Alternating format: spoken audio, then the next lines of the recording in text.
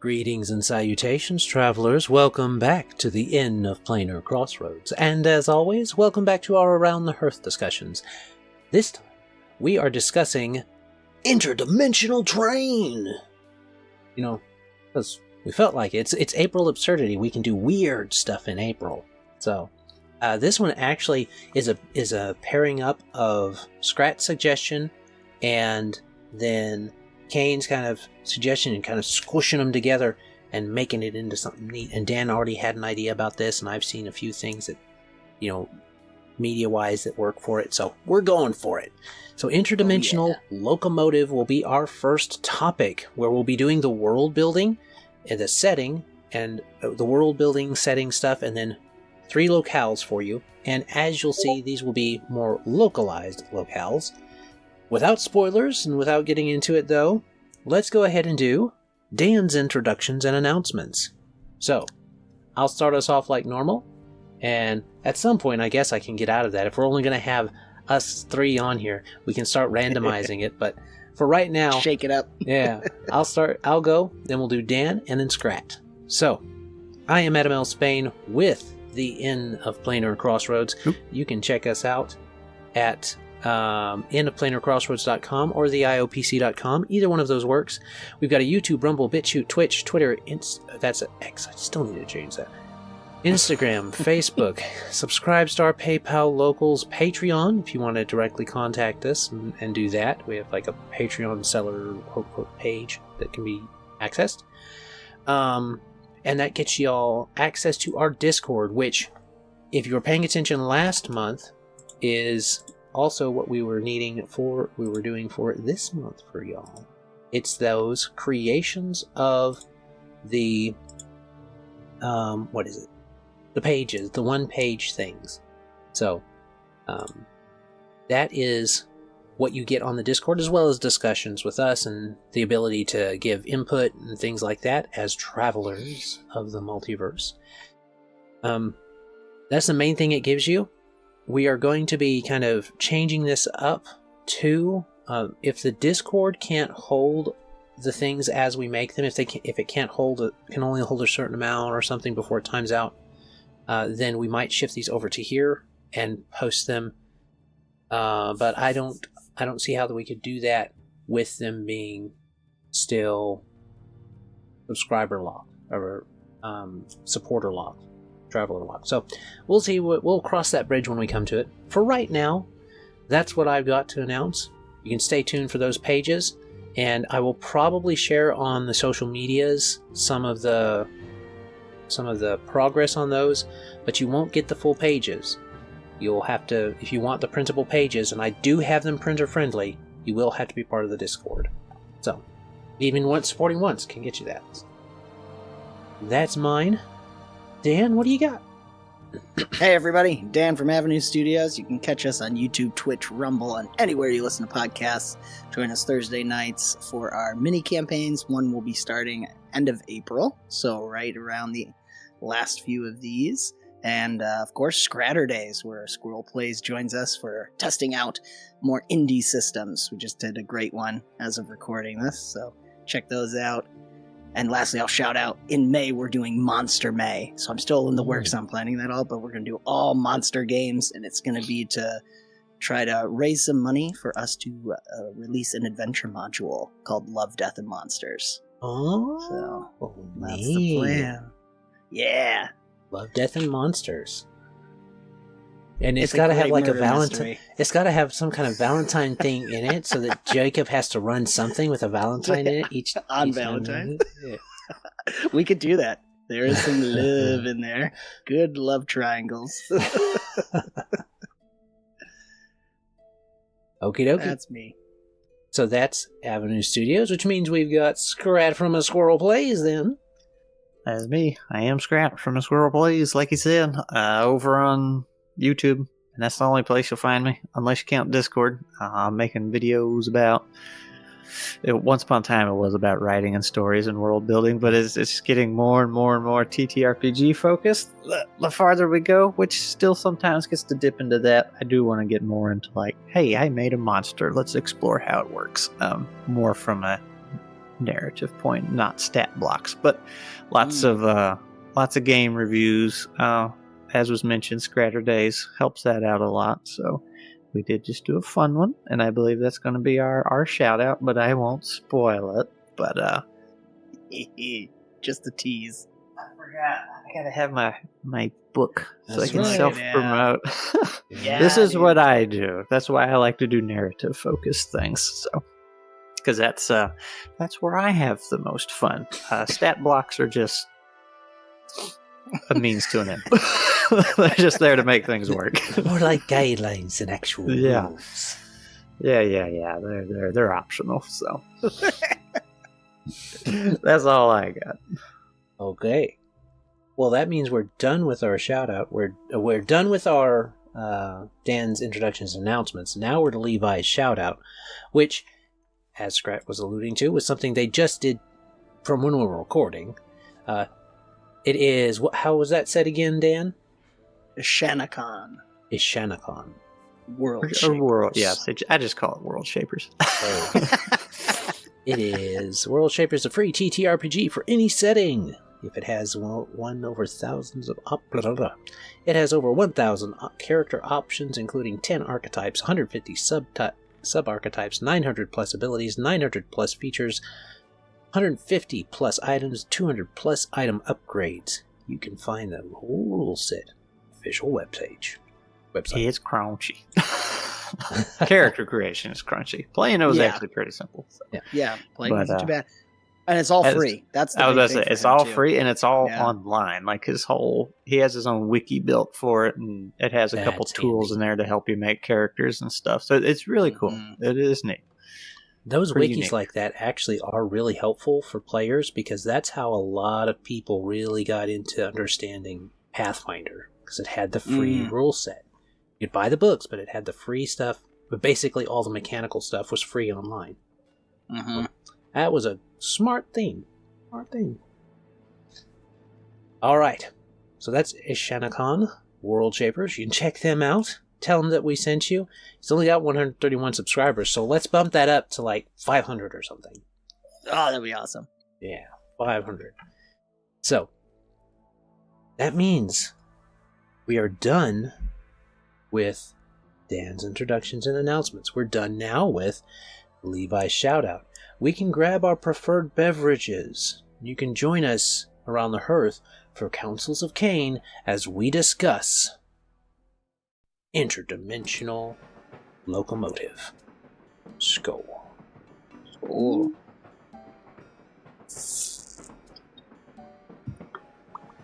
All right. Okay, topic 1. Interdimensional Locomotive. World building. What do we want to think about this? We know that the setting is basically the interdimensional train. I think we're all kind of on that idea, where it's the train and the boxcars, and that's the thing that we're focusing on in this. So, does the train... do we have a specific name in mind for this, or are we just going to call it the Interdimensional Railway, or what are we thinking?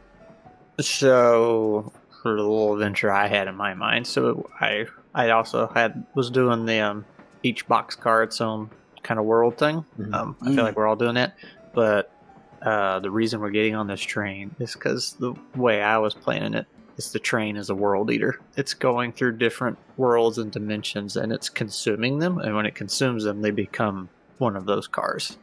So the players are getting on there, and when they go through the cars, they gotta find something to cure it, like either beat a big BBEG in that one car, or restore something, or save. So they gotta do something, and that breaks the car away, returns the world, and they're working their way to the engine, which is the actual monster. So Okay. So are we gonna that's call just it... for mine, but like that was my reason to get on the train, which we will talk more about in, I guess, the second episode, which is the hook. So maybe it's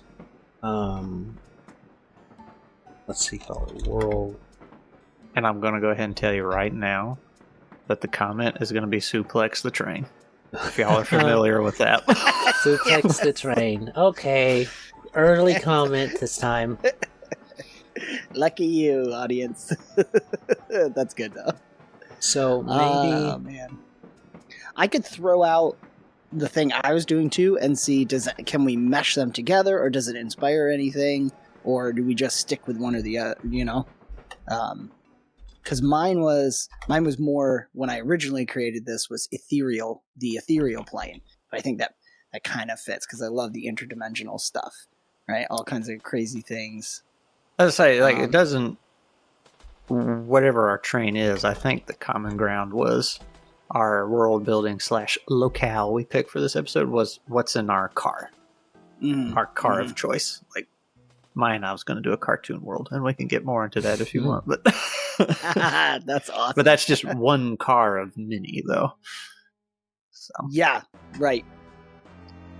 Yeah, that's really cool.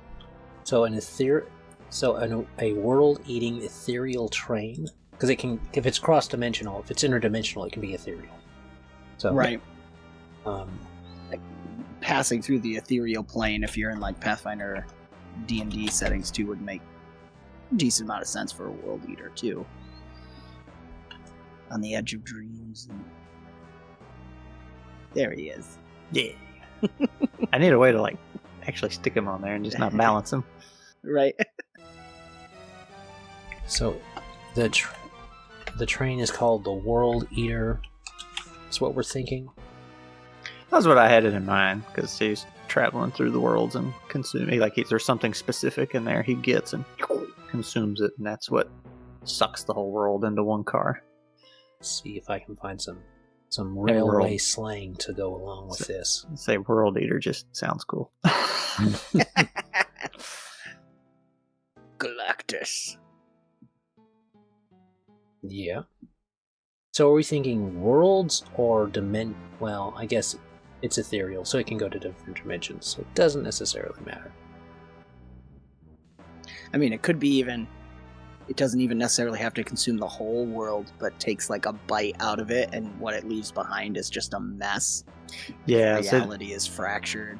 What I was thinking is the car isn't like the whole world, it's that whatever it was he needed that he consumed, it's from that spot and kind of around the general area. So like when you got in the car as the player, probably all you would see is like a temple or something that was holding everything together and kind of the general area around it. So. Okay. But the rest of the world, is gone. So. Or broken, like you said, that would be kind of neat.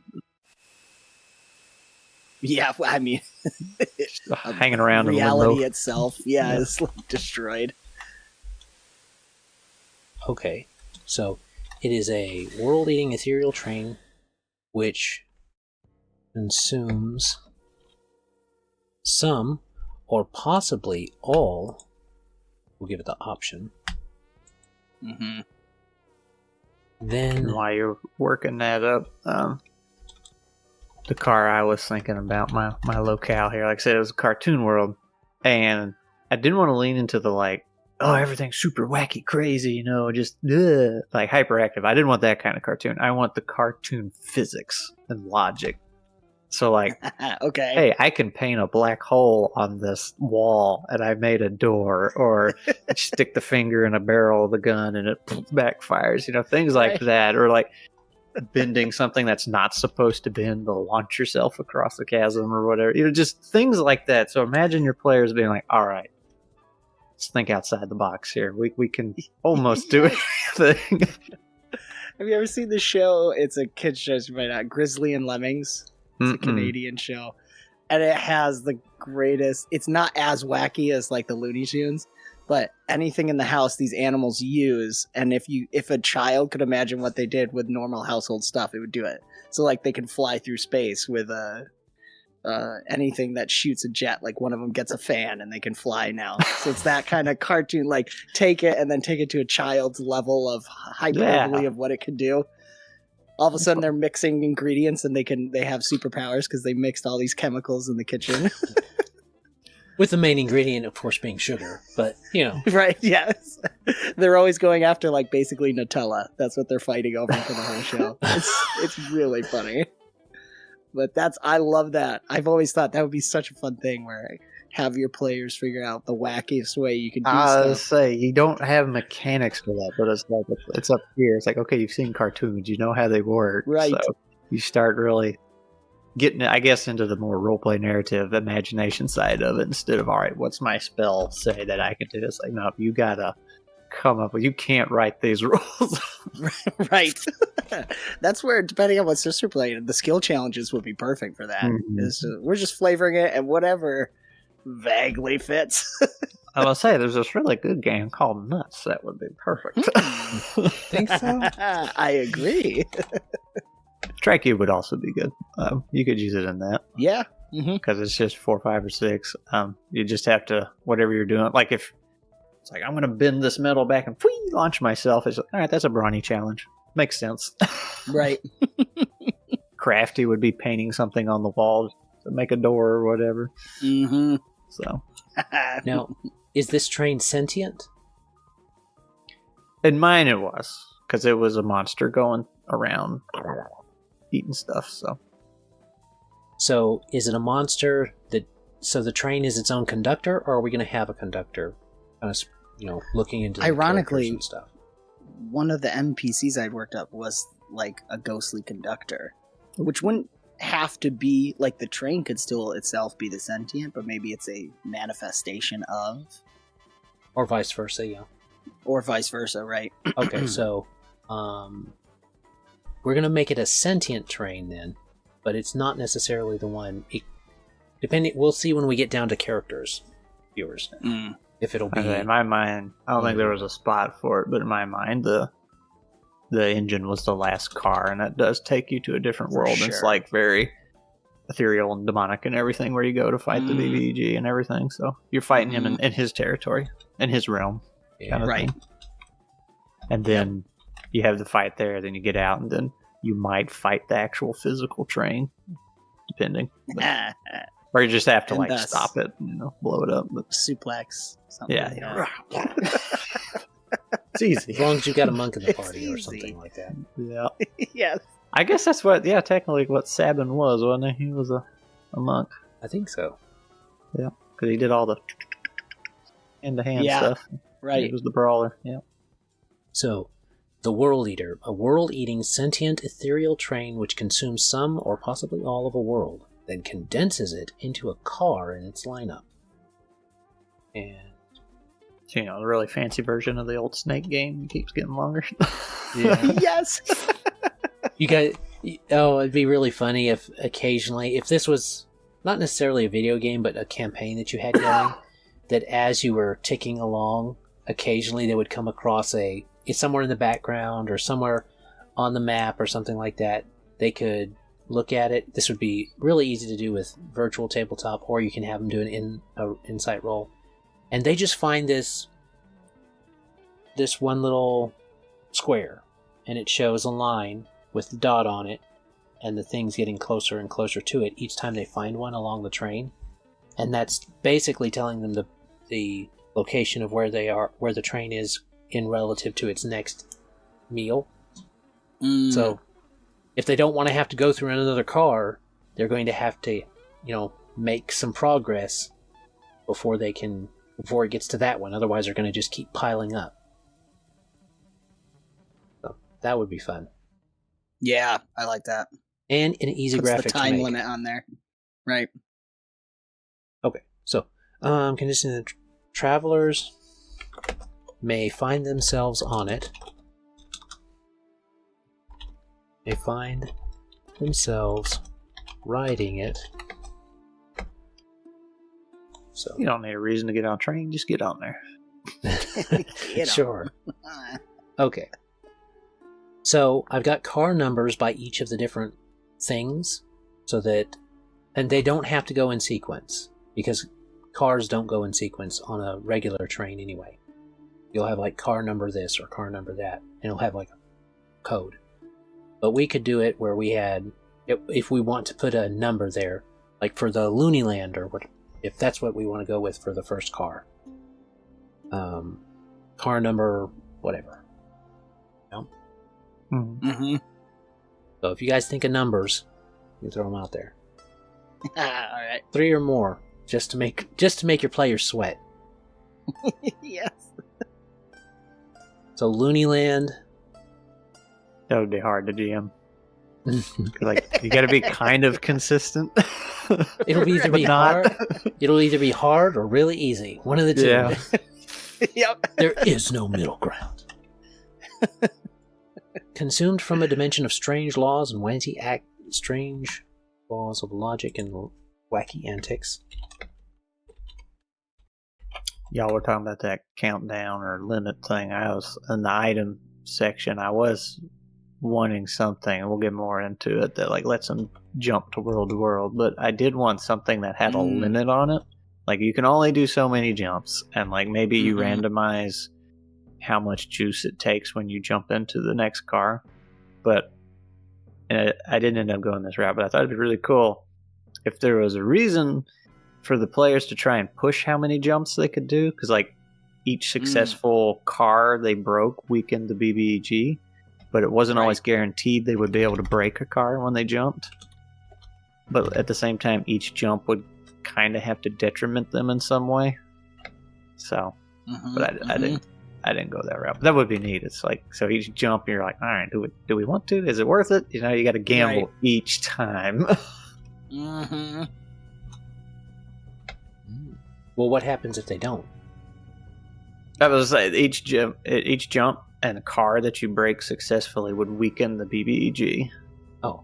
So, if you just went straight to the BBEG, like, it'd probably be a borderline impossible fight. You'd have to break at least a couple or something.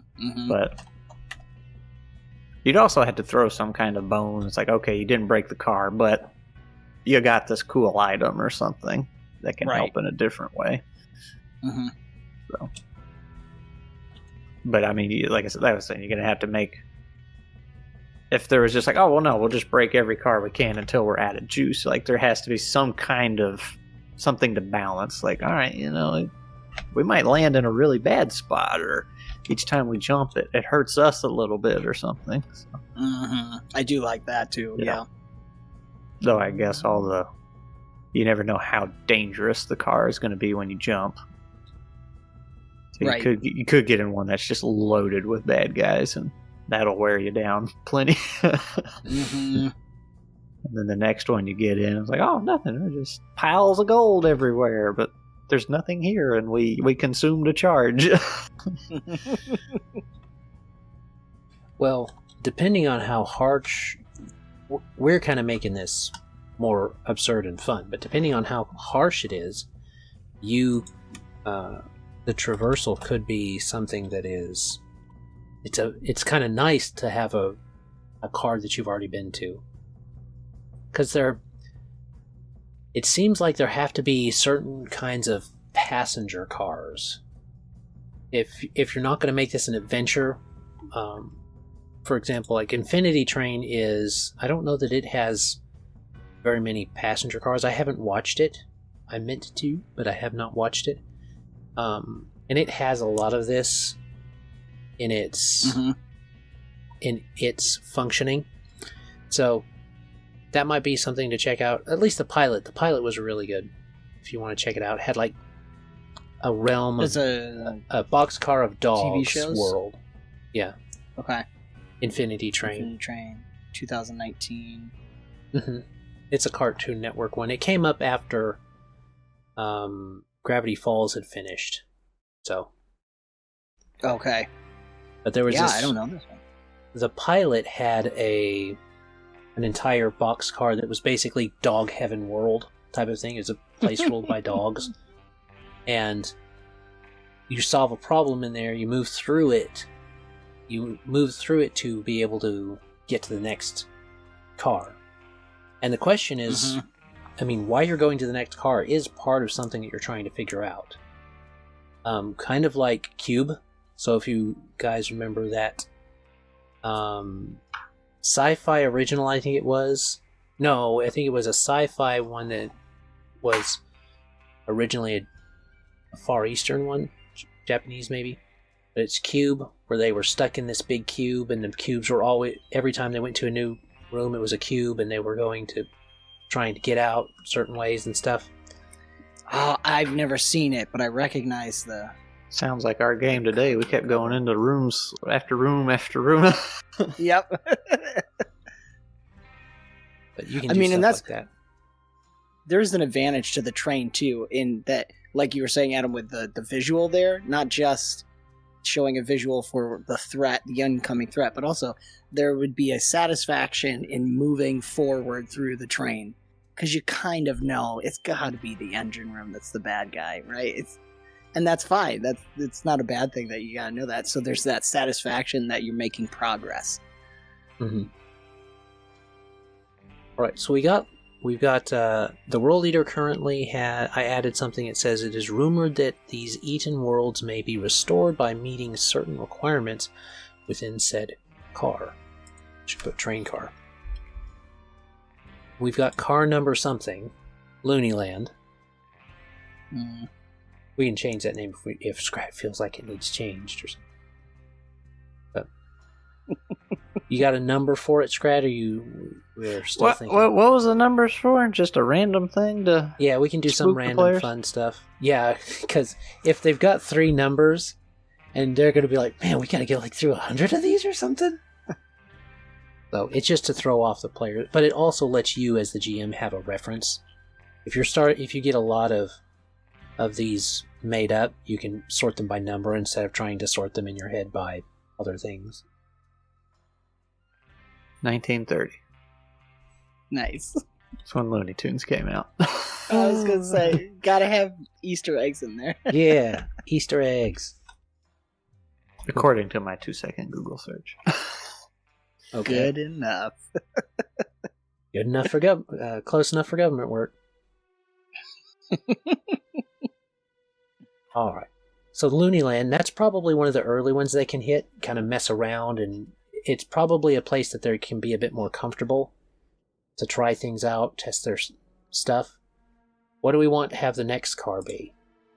Well, I was thinking, it's like flexing on that. I was thinking it would be really cool to have like a Penrose staircase type location. Just go full Euclidean nonsense. But also, because I was in the ethereal, I was leaning towards the horror aspect of it, a little darker. Like, playing off of, in Demon Slayer, there's a demon that can tap these drums on himself, and it switches the rooms around. So nothing makes sense, and you're constantly being moved. So I almost have the idea going with the World Eater that, like, this spot, like a worm, it just ate through reality all over the place, and just whatever direction it was traveling as it ate, that's how you get this Penrose type location. And there's got to be something at the core there. Probably a monster doing something like the Demon Slayer thing, because I really like that. That's walking around in there. Can you make a map for that on a VTT or something? I don't know. I'm definitely thinking theater of the mind on this one. Yeah. I suppose you would just have a bunch of different maps. You could. And then anytime they walk somewhere, it just flips, gravity flips. So yeah, but I was thinking much more theater of the mind. Because I've done that before in convention games. It's really fun. Especially when they're trying to figure out how it works. You have to bring your own dice when you go to conventions and play games? Most people do, because the dice goblins like to show off. Which, we all are. But you don't have to. Most game masters will have dice there. If they don't. I was say it's like kind of I understand it's like a convention for TTRPGs, but carrying around a bunch of dice seems like a weird thing to expect everybody to do. It's like, yeah, take up room in the pockets, man. Yeah. Well, most people like to show off their dice collection. Sometimes they have dice swaps too, which are really cool. Say off topic, but that's what you do. That's the hustle. Say you run games at a convention, they're like, I don't have any dice. Well, I got a booth right here selling something. Yes. Lucky for you. That happens in a way. You're posing as like game designer and GM running games, but really you're a dice distributor. Black market dice. You get them hooked, so you have the premium dice. You let them play with those. It's like, I'll let you use these for the game, and then they get hooked on them. It's like, hey, man, these are technically used. I'll knock off 10%. I love it. Legitimately, too. Sometimes I've done this. Is you have those packets, and so it's like a thank you for coming to play. You have the basic dice set, and you give everybody just the plastic ones, obviously, but. I'll say it's like you can get plenty of dice for cheap. It's just lugging them around and lose them. You go pull something else out of your pocket and one falls out and you don't realize. People do it, man. I always have at least 2 bags of my metal dice in my backpack when I go to cons, just in case. I know nothing about cons. I don't even know if I can bring a backpack. Like, I saw something about cameras. It's like, oh, you got to get this approved and you got to get a press badge. And I was like, what? I mean, everybody's got their phone. They're taking pictures all the time. I think it's more like... Mine sucks, though. They said anything bigger than a handheld device, like you have to have a special badge for. So I wonder if I can get a YouTube badge. You might be able... social media badge. PAX Unplugged was easy, because there's creator badges, which are effectively the same as the press badge. I haven't tried for Gen Con, though, so I'm not sure. Okay, so we got Looneyland. We've got this Penrose one. So what do we want to call it, and what's its number? Yeah, that's a good question. Sort of number that doesn't make sense. Well, it's it reads like this: Penrose staircases, MC Escher-like structures, and strange geometry dominate the landscape of this car. Beware this labyrinth, as there is likely more than just Minotaur roaming its halls. Nice. I'm laughing because 69 would visually kind of represent it. But everybody's going to be laughing at it. 8698. There you go. That's perfect. Get the infinity symbol on there. 8698. Infinity on each end because it's constantly shifting. Mm-hmm. Okay. Now, if you have a horror car, your number can be like, what was that? Was it Michael Crichton or whatever wrote that room, whatever, that adds up to 13? 16. Yes. Something. Room 1408. 1408, that's what it was. 1408. Yes. Because that's the last one? Yeah, 13. Well, that could be yours. That can be all the cosmic horrors in the Cthulhu car. Oh, that's true. That's the Cthulhu car. You don't want to get to 1408. It should not exist. You don't actually have it, but you're constantly running into people don't go to car 1408. That would be. The GM's is that just the door into the engine room? Is that the number on the engine? Could be. That would be funny though if the everybody that ran this game, the GM was like, "Man, just hope you don't roll 1408 and there's no 14." Yeah, that would be more funny. Okay, so that would be more funny. Let's actually put. I actually want to 1408. This is not a real card, but allude that it is. Each. There you go. No matter what the person is there for. I thought we could edit this. Everyone. He doesn't trust you with that kind of power. I thought you guys could. I shared it with editing. I thought. Yeah. Well, I can highlight. Request edit access. Oh, it lets me. Haha. Let me go over to my Gmail then. And we'll see if it gives you. If I get a thing with you requesting access. Gotta be careful letting squirrels in your house. Chew through all kinds of stuff. You got a point, man. Almost as bad as that dog is chewing stuff up. Yeah, actually, the dog wins. She's the worst. It's just Google GM. Doc. Google Doc knows it's Skrat. Oh, do I need to be on the squirrel? I thought it was open for everybody, though, was the thing. They're all anonymous. I love it. They shouldn't be though. Like I'm logged in.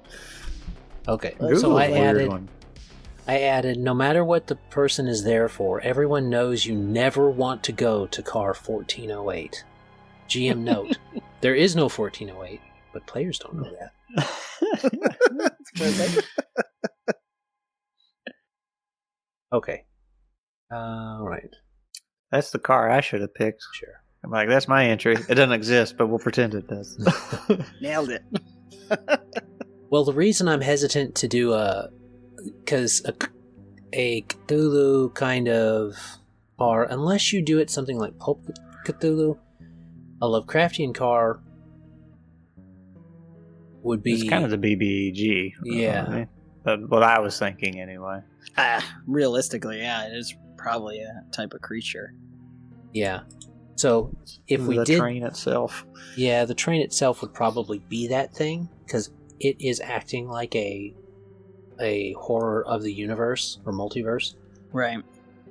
And that probably an aspect of it, right? Not the full thing, because... Or an offspring or something like that. Offspring, yep. Mm-hmm. So y'all should have access to do that. Just to make it defeatable. So 1408 does not have to be that number now. But if we were to make like a Lovecraftian one, it would be hard to do one without making it in-game. And we avoided the in-game stuff in our last one. We kind of got up to there, and it's probably a good idea. That way the players can the travelers, you travelers out there, can decide how far to go with it and when to stop and when not. Which things would probably hit best for your PCs. So we still got to have a third car before we can go to the next subject. Alright. Could do the you're tiny and everything's big. That's fun. Alice in Wonderland. Yeah, that grounded video game, Honey, I Shrunk the Kids, that kind of thing. Oh, yes. Yeah. It's like a one-digit number, too, puzzle. because you're small. You're just a little one-digit. Sold short. Well done. And it would be... Car number 3. There you go. Car number 3. Caboose. This would be a good one to follow. This actually would be a better one to follow Looney Land. Either before or after for you travelers out there. Either before or after doing Looney Land and then that one. So let me get down like this. This has to exist, right? But there has to be a DJ called MC Escher. Oh, that would be pretty cool. Somebody has and he to have does done like that, right? weird dance synth. And Yes. So it's kind of a mix of dubstep. It always loops back to the And that would actually take a lot of skill if you were GM, if you were disc jockeying and getting that mix to flow, and it seems like it's going off way crazy, and it just ends up back at the start. That would take some skill. I might listen to DJ Escher. So, all right, short sold. I'll start working on the description. Yeah, it could be. Would you have it be the players are always small and they're having to navigate oversized world? Or would there be like an Alice in Wonderland where you could create puzzles where they have to be switching sizes? Someone needs to be big, someone needs to be small to do these things. I like that idea, but I always have trouble doing that in the game because I try to do it in the VTT and kind of limited. Right, yes. So I was just thinking an excuse for big bugs, like you're small. It's like Jurassic World you enter into. Everything's giant. Yeah, good. That could be another car too. Just dinosaurs. Yeah. You could go find Unga, Chunga, Chunga and Wonga. Yeah, they're everywhere. They are. They're in everything now. They probably have been in basically every chat since they've been mentioned. Rock stars, no pun intended. Puns always intended. I need to make a graphic for that. Puns always intended. Should sell shirts for it. So, but I guess that means we know at least something that we're doing later this year. Neolithic November must have something to do with Unga Bunga Chunga and Wunga. So, oh yeah, we already know we might do 4 characters and spoil y'all that time. We'll make Unga Bunga Chunga and Wunga. Give them some defined lore. So all sold short. Could have been neat, like giant blades of grass and all that. Oh yeah. Well, original Honey I Shrunk the Kids, like you're saying, with the ant and when the ant dies. So I guess everything in that, you're just small in comparison. I guess not so much that you got shrunk. Right. Some kind of giant world that was eaten. The world eater ate good that day. Yeah. But he's never satisfied. Hungry Always hungry, but never satisfied. Did you ever play Grounded? Video game? I don't know. I don't think so. It's great. It's Honey I Shrunk the Kids. Like it's your okay. It's a 4-player co-op crafting survival thing, and it's survival game. It really sells kind of that 80s 90s vibe. Oh man, with its goofiness, but it's fun. Like it's normally I don't really care for those games because they don't provide a story. It's just like here's a map, go have fun. Like this one has a story. There's a plot. It's actually a little dark, come to find out, but like you're playing as the kids and everything. It is really good. We played through it twice. We had a lot of fun. But that one would make a great TTRPG. Because you have this backyard and like the sandbox is one biome. That's your hot one.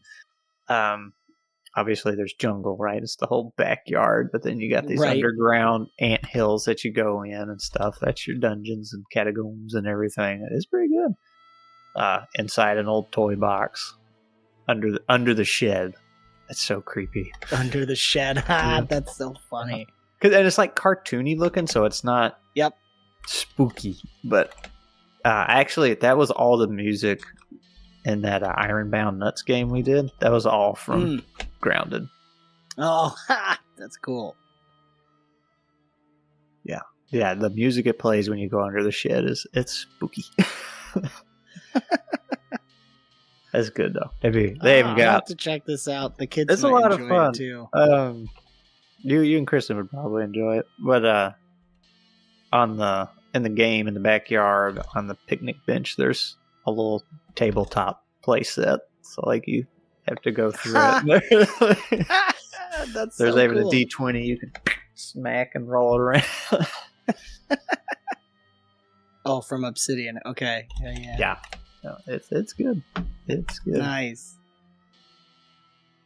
And there's a few boss fights, and they're pretty fun. There's optional bosses, like I guess you could call them raid boss fights or whatever. But they added one post-release, and it was a mutated version of the first boss you fight. Ooh. And it's really cool how they do it. I won't spoil it for you, but like it's a stupid fight mechanically. it's really dumb. Is that in the fully yoked version? Is that like a different edition they sell or something? Or? Yeah. No. If you buy the basic one, it comes with everything. Okay. It was just an update that got added post-release. Oh, gotcha. Okay. Yeah. This does look fun. That would be great. That short world could be a fun one to start with potentially, because it has a little more realism to it, and you're just shrunk, and it's like each box you go to gets wonkier and wonkier. Or you just throw them in the deep end first, and this is like the breather. I say you can also have normal cars in there too. Like if you want to play. Depends on how long you want to play, right? You can have just normal dungeon runs, or you can have empty cars, like I was saying. You roll one up, and it's like, oh, there's nothing here. He ate everything or whatever. You look out. That's one thing where if you get, the closer you get to the engine room, you just start entering car after car that's empty passenger cars, and you look out the windows and watch, and it's just a starless black. Ooh. That'd be good. But you still hear cool. You still hear the tink, the running of the train. It'd be even cooler if you didn't hear that in the other cars, and then as you got in the more empty ones, that got more and more clear. Oh, like if this was a miniseries or something, at the end of the miniseries on the credits, so maybe it's 13 episodes, first episode, you just barely hear the traveling of the train. And by the further down the episode you get, the train gets louder and louder. Until buddy. So you're at the penultimate episode and you hear a... Have either of you watched Andor, that series? No. So they did something similar to that. The opening theme song is like 5 seconds, if that. It's just kind of, here's the name of the show, and there's this little bit of music. Each episode added a new instrument to that. And then the last episode of the season, they played that at a funeral they were having for an important character. Smart. Yeah. And that was, without spoiling it, that funeral was like the pinnacle. We're going to start something massive here. So it was building up to that. And then when that funeral happened, some other things fell in place. And unfortunately, that's the last episode. And I've been waiting for the next season. It's supposed to be out this year. So yeah, like but one thing that Star Wars was good, and it was so good. hey, Kathleen Kennedy's out now. So I've heard that so many times. Is she actually out this time?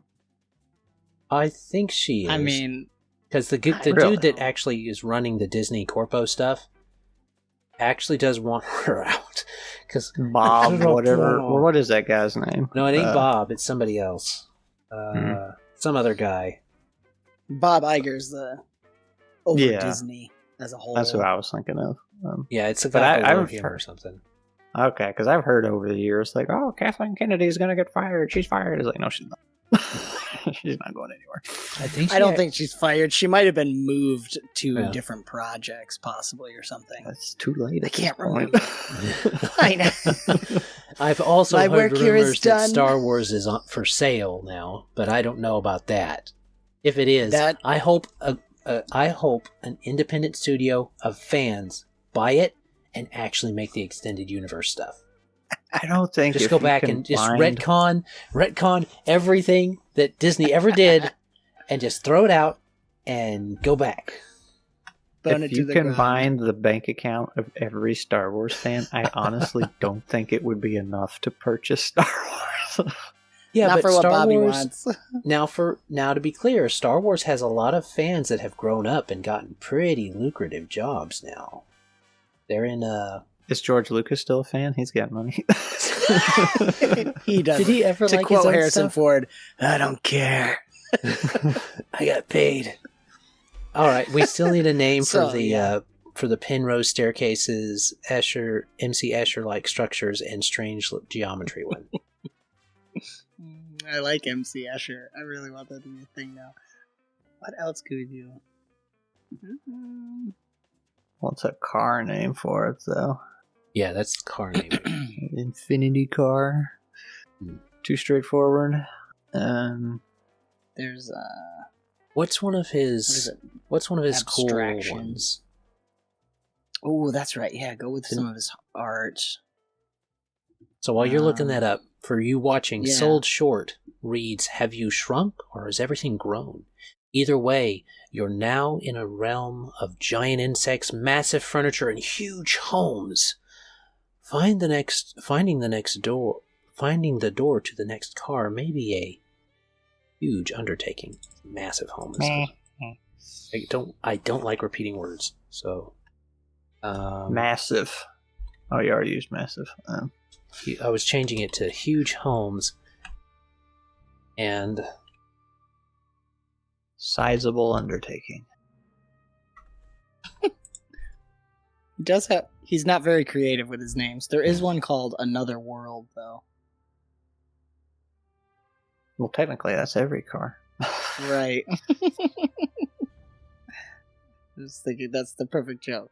It's Another World. Yeah, we get that. Because everyone is. No, that's Another World. Let's see. He's just not very. I suppose basing his art off of math, we shouldn't be surprised he's not creative with his names. What do we got? Convex, concave, Belvedere. What about? No, I don't know if we could go Relativity. with Relativity might work. I was about to say isosceles headache, but Relativity might work. Relativity sounds really good. I like that. It's straightforward and simple too. There's like snakes. Picture of a snake. Stars. Picture of a star. Well, most authors kind of do that. So, and the ones that don't, often their art is just pretentious anyway. Yeah, it's true. Okay. Well, we've gone a little bit over on this one, so hopefully you guys have enjoyed. Spoilers for next time. Boxcar Brawl is going to be what it is, and it will probably have the same titles for the next page because of the nature of this particular set of pages. That would just make sense that it's the adventure hooks are just named after what you're doing. So, what that car is. So, we hope you've enjoyed this time. This is Adam's cue for Skrat's final question. I got some. I'm prepared this time. Alright, so we'll start off easy. What is the most absurd character concept you've ever seen or played in a TTRPG, and did it work or fail?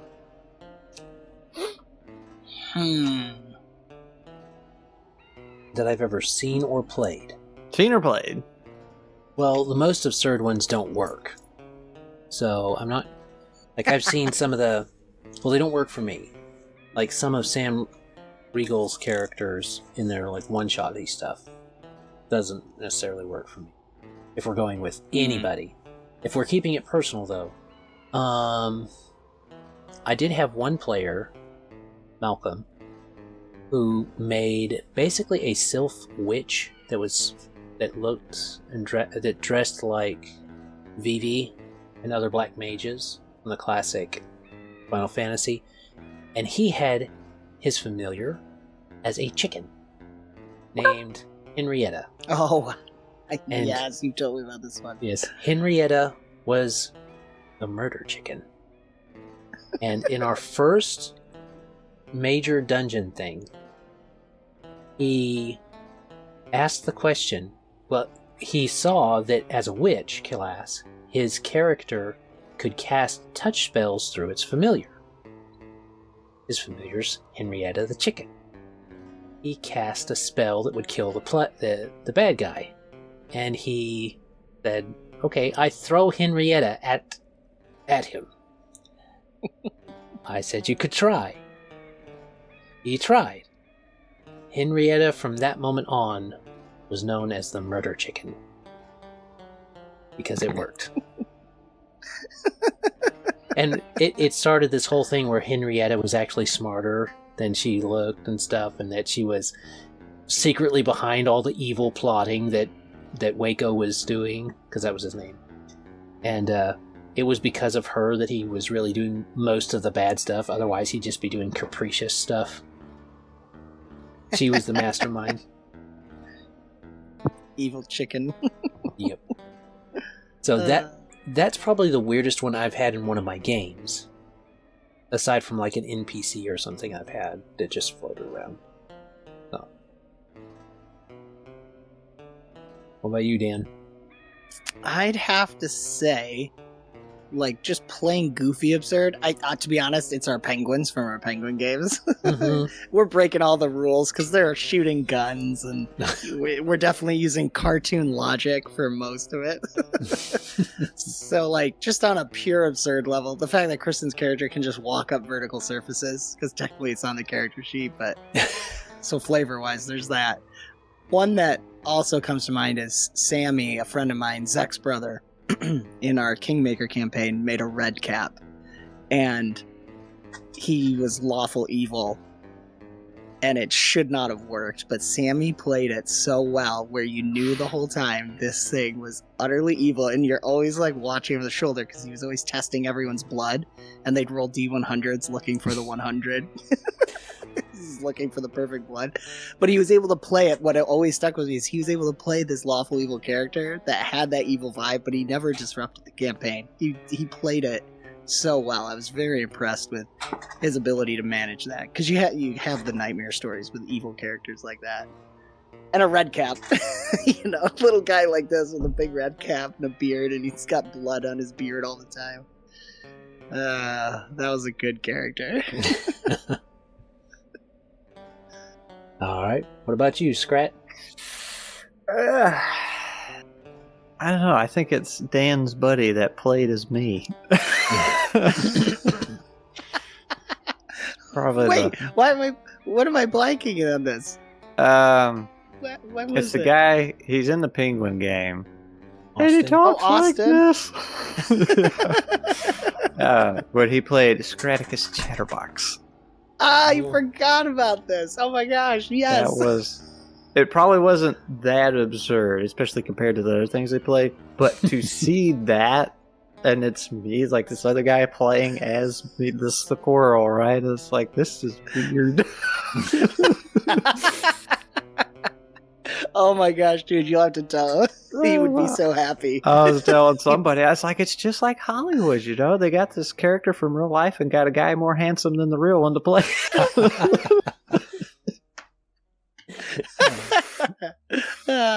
I'm sure his wife agrees with you. Got like a disclaimer on the bottom. This is a paid actor. This is a paid actor. Dude, I forgot about that. Austin's always good at the crazy characters, man. He fully embraces whatever absurdity. I like his penguin, though. I have seen death before. I've looked death in the face. The last one got dark. I don't think that's what's supposed to happen. She croaked. Yeah, he was so proud.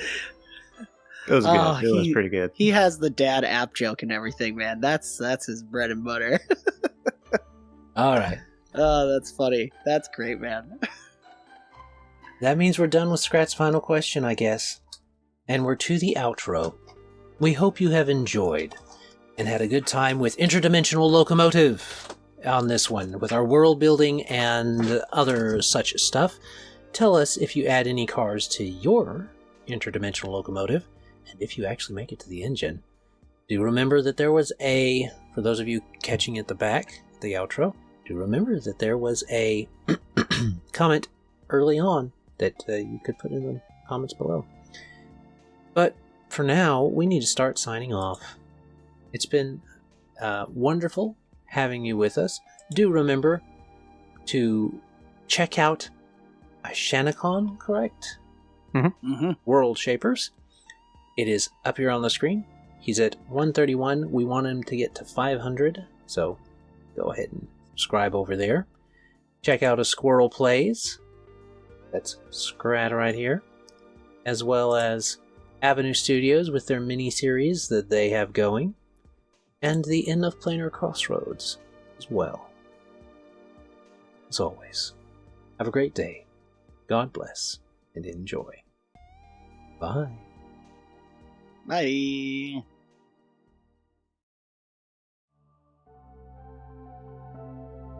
This content was made possible by travelers and viewers like you. Thank you.